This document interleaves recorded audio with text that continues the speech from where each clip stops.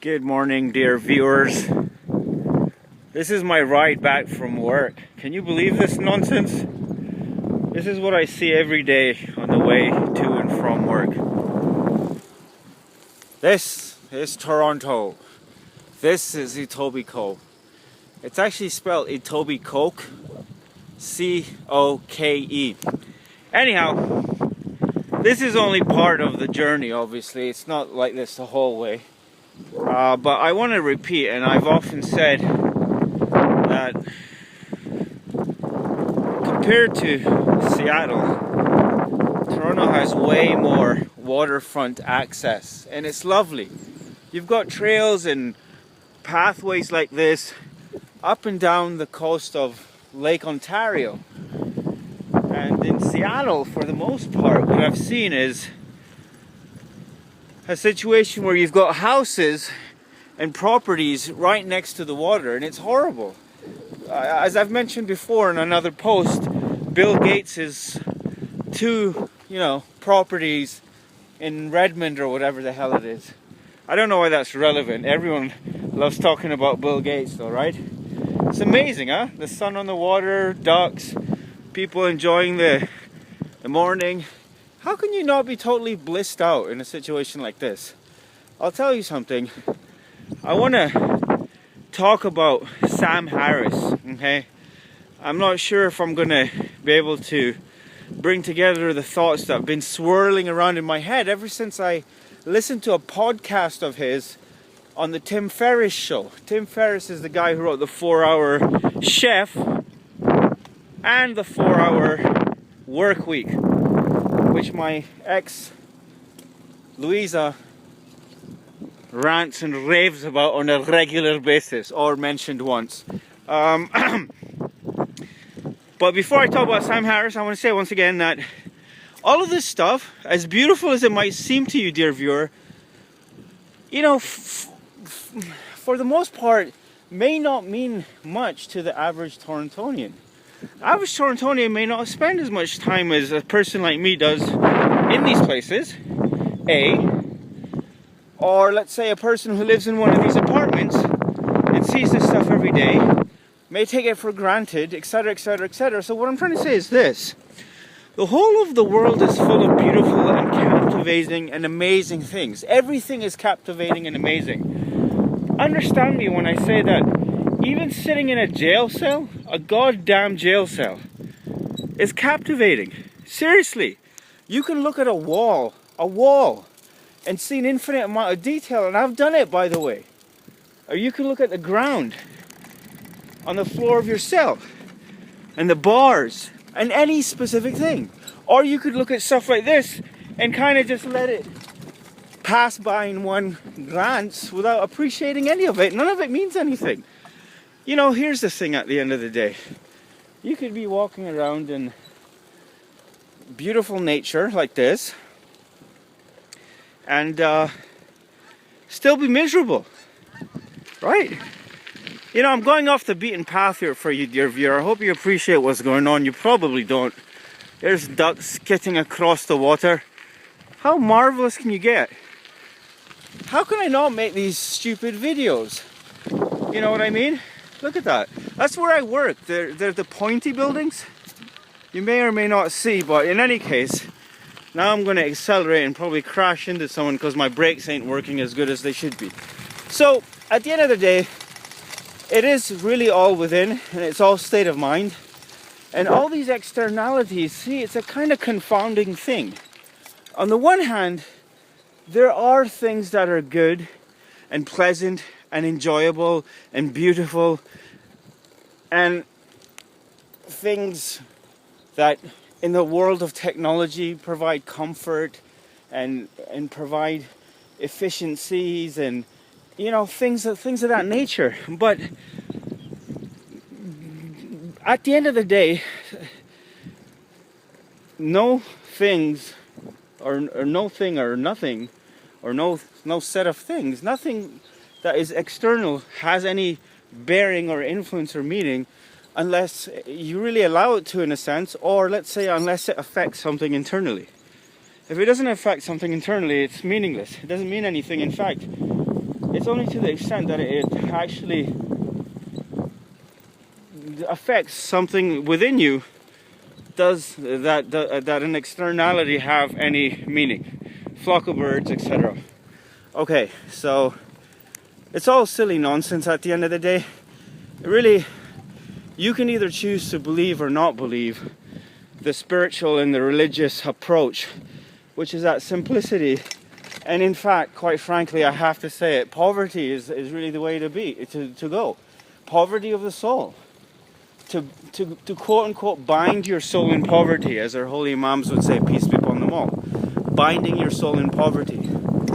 That's all it is. Like Imam Ali, peace be upon him, said that he who loves us, as in the family of Prophet Muhammad, peace be upon them all, he who loves us should prepare for himself a robe of poverty. What does it mean? Does it mean he should be poor? What is a robe of poverty anyway? You know, and prepare for himself a robe of poverty.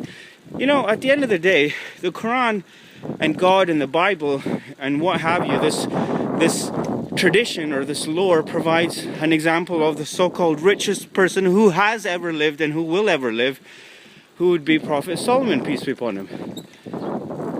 No one after him, says the Quran, is going to have a kingdom like unto his.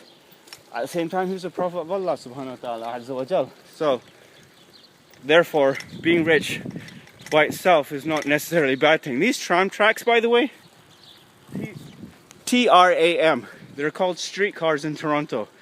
They're deadly for bikers. My poor baby had a spill the other day on one of these damned things. If you want to cross them, you got to go at them at an angle, right? Alright, I'm just going to put all that stuff out behind me, the non-Sam Harris stuff.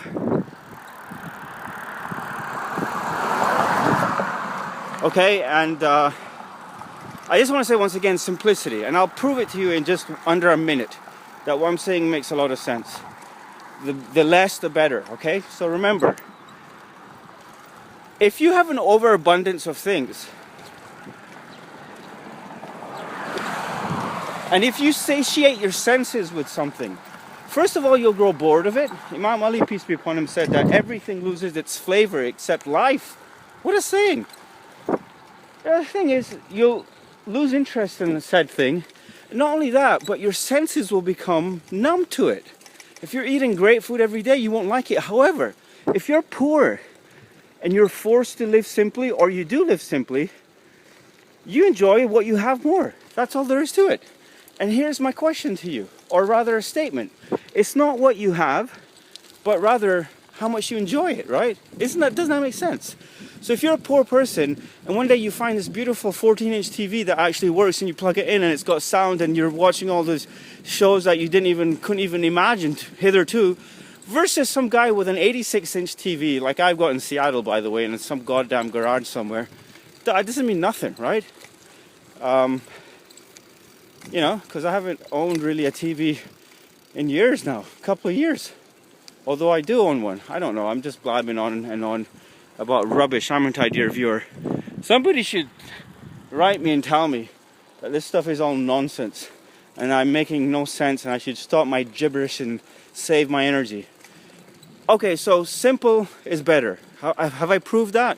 It's been over a minute, but not over 2 minutes, right? I want to go back to Sam Harris. If anyone's actually watching this and gets to this part,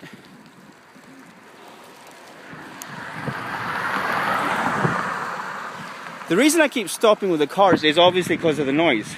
So these are beautiful lakefront houses. So they are here, right? But it's not all lakefront houses. Anyhow, I watched this podcast of Sam Harris. I have to say I still respect him. I've always said for some reason since I discovered him and since I juxtaposed him with Richard Dawkins that of all atheists, I have this general statement, Sam Harris, enlightened atheists like Sam Harris, etc., etc., etc. Streetcar, streetcar, streetcar. Oh my God. The new streetcars really are awesome. I've seen a few of them. I actually saw one from like up on one of the buildings I work on. That's my security hat, by the way. Knights on Guard. Oh, what a name. That's probably the reason I'm working for him. I just love the name so much. Right? I'm working at a great site too. I've got some clips that hopefully I'll have put up by now, by the time this one's up. The joys of security. But in any case, Sam Harris, I used to kind of hero worship. Just because he's a scientist, right? And I've listened to him talk and all this kind of stuff, the moral landscape, and he has some very interesting questions. The question of whether morality is a scientific thing, you know, and morality vis-a-vis animals. You know, Richard Dawkins has a chapter in his book, The God Delusion, on morality, and that's where I stopped writing my rebuttal to his book. For every one page he wrote, I wrote 2 pages. And I debunked all of his arguments, looked up all of his studies, and kind of brought to light all of his, you know, misquotes and taking things out of context and the usual garbage. He's not really an intelligent man, unfortunately. I don't care if he's written bestsellers for the last 30 years and he's a don at the University of Oxford or Cambridge or wherever. I couldn't care less. He could be King Fahd, and King Fahd is a bit of an idiot himself, right? Doesn't matter. But Sam Harris I really respected. So I was really alarmed to hear him go on about Islam.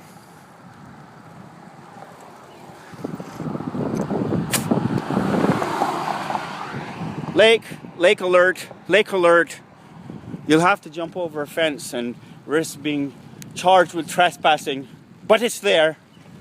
At this point, 11 minutes into my goddamn spiel,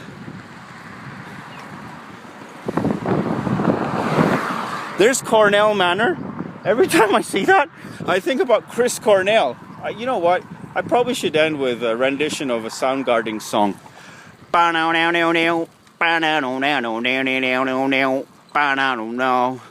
I woke the... Hey man, there are no rivers around here though. I woke the same as any other day except the voice was in my head. It said, seize the day. And by the way, I'll come back to Sam Harris in a future video, dear viewers. Pull the trigger, drop the blade down, watch the rolling hell.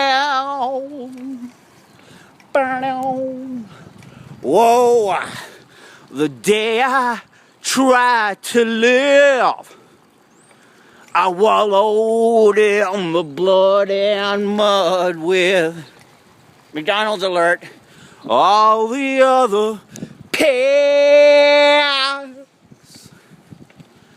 And I learned I was a liar, just like you.